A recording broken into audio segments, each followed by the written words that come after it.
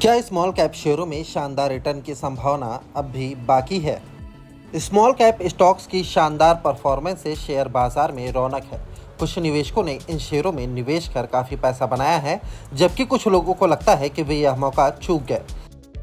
कुछ ऐसे भी हैं जिन्हें इस तेजी में गड़बड़ी नजर आ रही है। हालांकि यह तय करना मुश्किल है कि कौन सी राय सही है।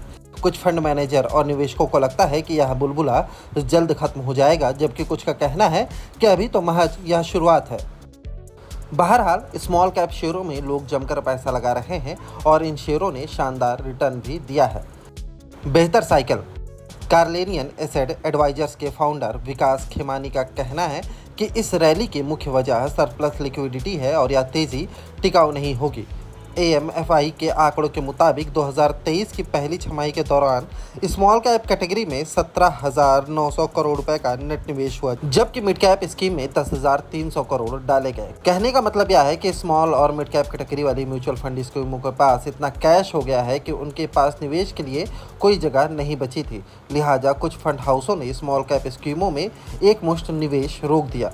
स्मॉल कैप शेयरों में बड़ी रकम लगाना आसान नहीं है, क्योंकि उसमें आमतौर पर ज़्यादा लिक्विडिटी नहीं होती है। ऐसे में जब कोई फंड मैनेजर ऑर्डर देता है तो शेयरों की कीमत काफ़ी बढ़ जाती है। इसके अलावा यह भी आशंका रहती है कि बाजार की स्थिति खराब होने पर फंड मैनेजर शायद बाहर नहीं निकल पाएँ, क्योंकि उस वक्त खरीदार नहीं बचेंगे।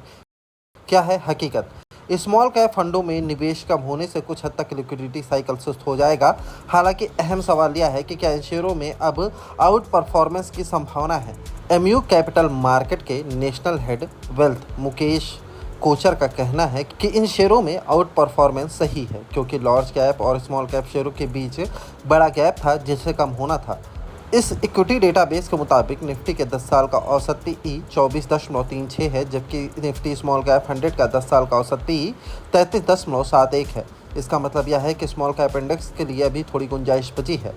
स्टैलियन एसेट के फाउंडर अमित जेसवाणी का कहना है कि लोग स्मॉल कैप शेयरों में बढ़ोतरी को पचा नहीं पा रहे हैं। उनके मुताबिक अगर स्मॉल कैप सूचकांकों में अपने ऑल टाइम हाई से 15-20% की तेज़ी है तो इसे गैर वाजिब नहीं कहा जा सकता। उन्होंने कहा यह गैर वाजिब तब होगा जब सूचकांकों में 50 से 60% की बढ़ोतरी होगी।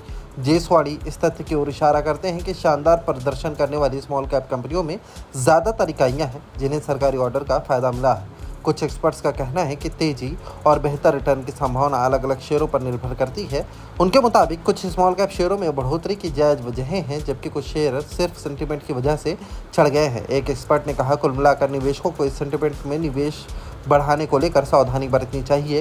हालांकि कुछ कंपनियों में अब भी तेजी की संभावना बरकरार है।